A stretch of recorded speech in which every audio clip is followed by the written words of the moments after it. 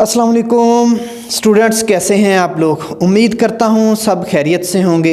आज एक इंतहाई अहम टॉपिक पे हम डिस्कस करने वाले हैं। आज का लेक्चर हमारा सब्जेक्ट चूँकि mood cases and professional ethics के मुतल्लिक़ है। आज प्रोफेशनल एथिक्स में हम duties of a good lawyers हम डिस्कस करेंगे।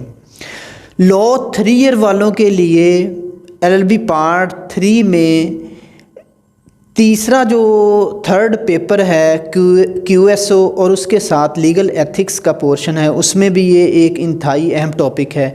इसके बाद जो सेमेस्टर सिस्टम है इसमें 5 ईयर में mood cases and professional ethics में ये एक इंतहाई अहम टॉपिक है। आज हम, जैसे कि मैंने अभी आपको बताया, हम duties of a good lawyers देखेंगे। ठीक है स्टूडेंट्स, तो ये जो ड्यूटीज़ हैं एक अच्छे एडवोकेट की, आज हम इनको डिस्कस करेंगे टुवर्ड हिमसेल्फ, कि एक एडवोकेट को खुद कैसा होना चाहिए। ठीक है, और इसके बाद देखेंगे टुवर्ड्स द कोर्ट, अदालत के साथ उसका ताल्लुक़ कैसा होना चाहिए। बार और बेंच का जो एक बहुत खूबसूरत रिश्ता है, तो इस ताल्लुक़ को वो कैसे, उसका करैक्टर होना चाहिए, वो प्रोफेशनली कैसे एडवोकेट होना चाहिए कि इस रिश्ते को और मजबूत किया जा सके।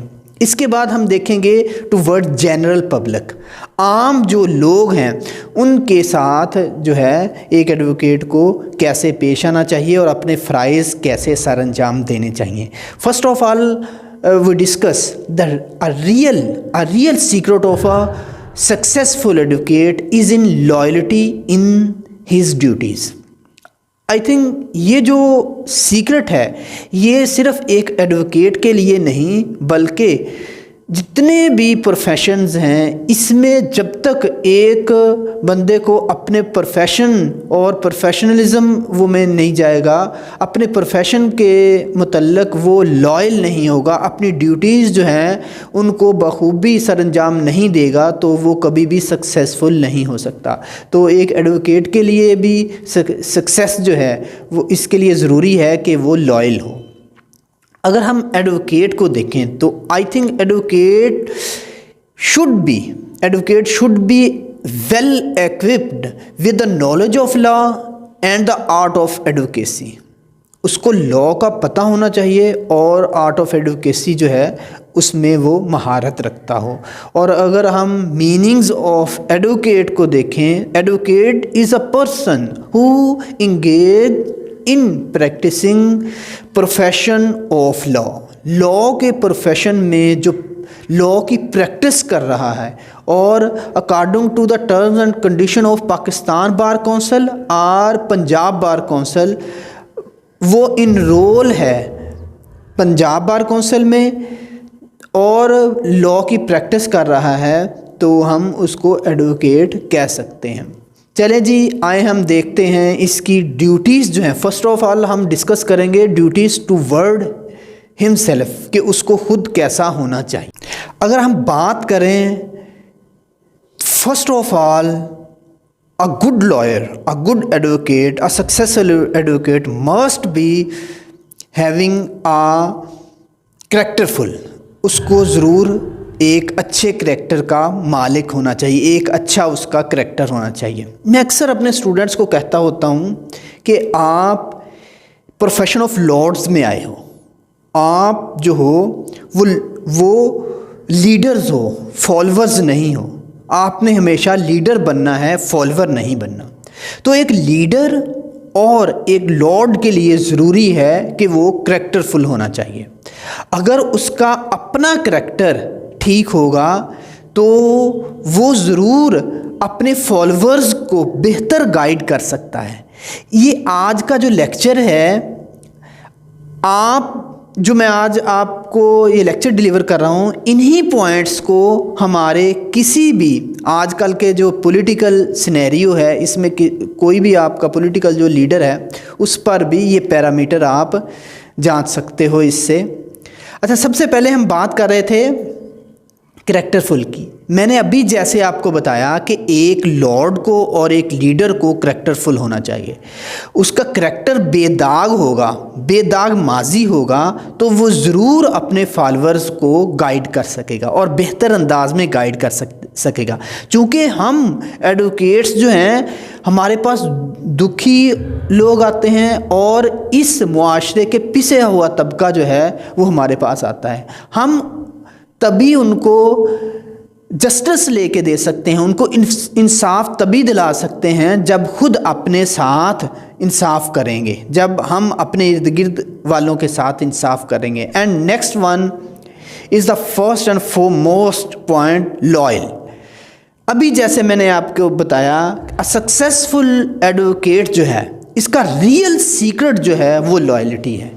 वो ज़रूर लॉयल होना चाहिए अपने जो ड्यूटी है, अपने जो फ़राइज़ है उसके साथ, उसको वफ़ादार होना चाहिए। अगर वफ़ादारी से अपनी ड्यूटी सरअंजाम देगा तो तभी वो एक बेहतर मकाम हासिल कर सकता है। इसके बाद next one is careful. An advocate should be a caring to his client. अपने क्लाइंट के लिए वो केयरिंग होना चाहिए। स्टूडेंट्स, आपने देखा होगा कि कोर्ट में जब चैम्बर पे आपके पास कोई दुखी लोग, कोई पिसे हुए लोग आते हैं, तो वो या तो डॉक्टर के सामने अपनी सारा जो है वो खोल कर बयान कर देते हैं, और दूसरा तबका एडवोकेट्स का है जिसके सामने वो बातें जो अपने वो रिलेटिव के साथ डिस्कस करना नहीं चाहते वो आपके सामने डिस्कस कर देते हैं, आपको सारी राज खोल के बता देते हैं।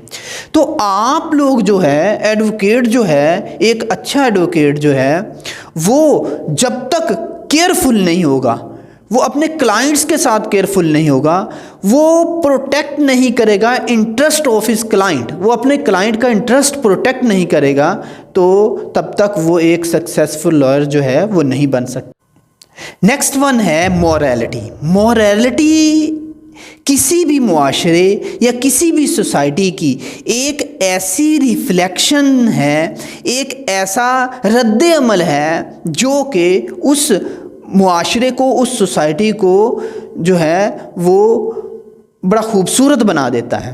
तो मोरालिटी जो है वो एक एडवोकेट में होना बहुत ज़रूरी है। इखलाकी तौर पर उसको बहुत पुख्ता होना चाहिए। The performance of moral duties depends upon the consensus of an individual in the particular profession।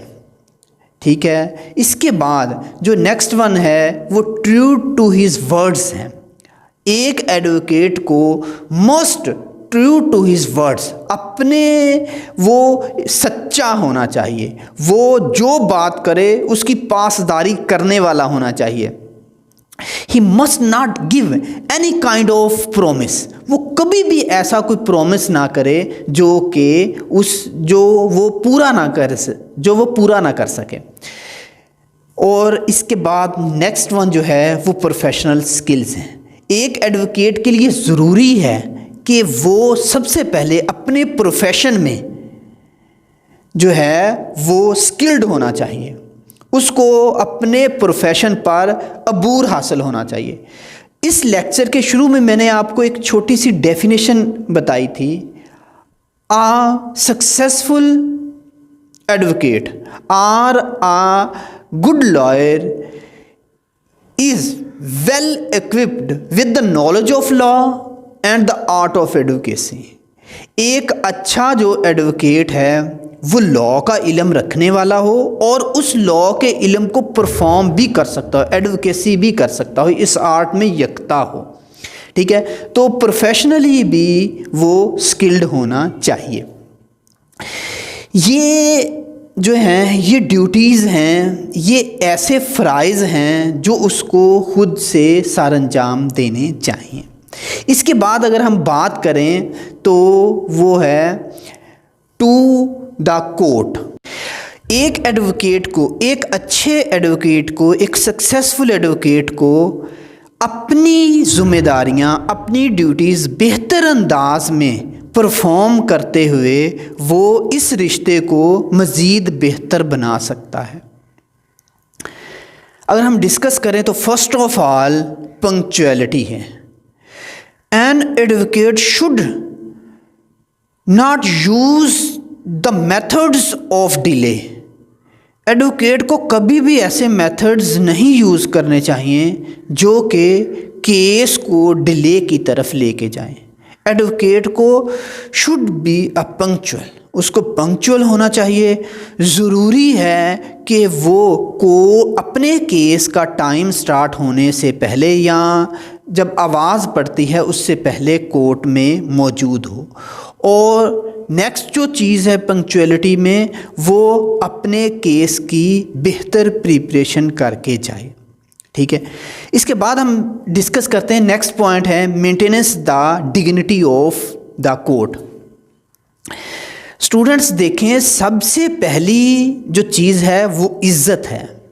अगर आप कोर्ट की डिग्निटी, कोर्ट के वक़ार पर कंप्रोमाइज़ नहीं करेंगे तो आपके इज़्ज़त व वक़ार में कभी कमी नहीं आएगी। एक्चुअली एडवोकेट जो है वो ऑफिसर ऑफ कोर्ट है। ठीक है, अब ऑफिसर ऑफ कोर्ट अगर कोर्ट की डिग्निटी जो है उसका ख्याल नहीं रखेगा तो उसकी भी फिर इज़्ज़त नहीं होगी।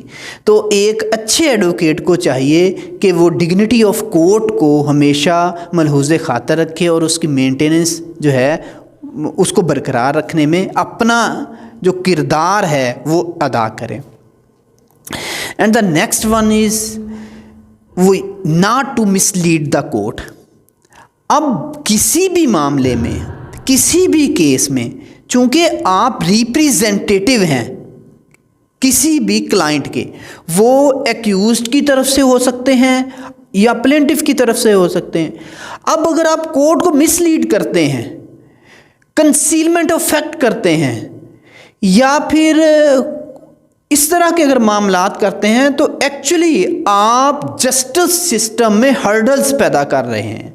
जो एक इंसाफ फ्राहम करने के लिए कोर्ट स्ट्रगल कर रही है उसमें हर्डल्स पैदा कर रहे हैं। तो कभी भी कोर्ट को मिसलीड ना करें, कभी भी कंसीलमेंट ऑफ फैक्ट्स ना करें, जो हकीकत है वो बयान करें। आप जब कोई भी केस तैयार करते हैं तो उसकी जो टेक्निकलिटीज़ हैं उसको टेक्निकल बुनियादों पर तैयार करें और उसमें टेक्निकल पॉइंट्स की बुनियाद पर जो आपको फ़ायदा मिल रहा है उस फ़ायदे की हद तक रहें। इसके अलावा कोर्ट को कभी भी मिसलीड ना करें, कभी भी कंसीलमेंट ऑफ फैक्ट ना करें। ये चीज़ें आपको जो रिलीफ दिया जा रहा है उस पर भी असरअंदाज हो सकती हैं। And the next one is not to coach witnesses. जो विटनेस आप खुद कोर्ट में लेके आ रहे हैं on the behalf of you, on the behalf of you means है आप अपनी पार्टी के बिहाफ पे जो विटनेसेस लेकर आ रहे हैं उनको कभी भी, उनको भी मिसलीड ना करें, उनको भी कोई ऐसा सबक ना पढ़ाएं जो कि जस्टिस सिस्टम में, जो कि इंसाफ फराहम करने में हर्डल्स पैदा करें। ठीक है, मतलब कि उनको कोई ऐसी गलत तरगीब ना दें जो कि कोर्ट का टाइम ज़ाया करें और ऑनरेबल कोर्ट जो है या ऑनरेबल जज जो है उसको जो है वो गलत तरफ लेके जाएं। इन चीज़ों का आपने बहुत ख्याल रखना है। And the next one is not to bribe the witness. ये बहुत अहम पॉइंट है, आपकी इज़्ज़त और वक़ार के लिए इंतहाई अहम पॉइंट है। देखो स्टूडेंट्स, आप कल जब कोर्ट में जाएंगे तो आप जिस पार्टी के रिप्रेजेंटेटिव के तौर पर कोर्ट में हाज़िर हो रहे हैं, पेश हो रहे हैं, आप उसी को जो है वो लीड करें, ना कि आप कुछ विटनेसेस ख़रीदें या दूसरी पार्टी के विटनेसेस को रिश्वत देने की कोशिश करें। ये एक गैर इखलाकी हरकत है और ये एक इल्लीगल एक्टिविटी है। ठीक है, अपने लिए कोई विटनेस ना खरीदें, ना दूसरी पार्टी के विटनेसेस को ब्राइब दें, मतलब कि उनको रिश्वत दें। इस तरह के मामलात में कभी भी शामिल ना हो। Next one in not to take advantage of the personal relation. ये एक बात मैंने अक्सर देखा है कि जो हमारे नौजवान वकला हैं वो केस में पर्सनल जो रिलेशन है उसको शो करके या किसी भी तरह से कोशिश करते हैं रिलीफ लेने की, तो ये भी एक इंतहाई गलत तरीक़ाकार है। आप कभी भी अपनी पार्टी को इस तरह का एडवांटेज ना लेके दें, इस तरह की तरगीब ना दें कि मैं आपका केस जितवा दूंगा। आपने ये कहना है कि ये वकील साहब जो हैं ये मेरे रिश्तेदार हैं, वो एक्चुअली वकील साहब तो पैसे ले रहे होते हैं। तो ये चीज़ भी आपकी डिग्निटी, आपके वक़ार के मुनाफी है। तो एक अच्छा लीडर, एक अच्छा लॉर्ड, आप एक खूबसूरत प्रोफेशन में हैं, इस प्रोफेशन की जो ज़रूरियात है उसको मद्देनज़र रखें। अपनी डिग्निटी पर कभी कंप्रोमाइज़ ना करें, कोर्ट की डिग्निटी पर कभी कंप्रोमाइज़ ना करें। ये चीज़ें जो हैं आपकी इज़्ज़त व वक़ार के ख़िलाफ़ हैं। And the next one is preparation of case.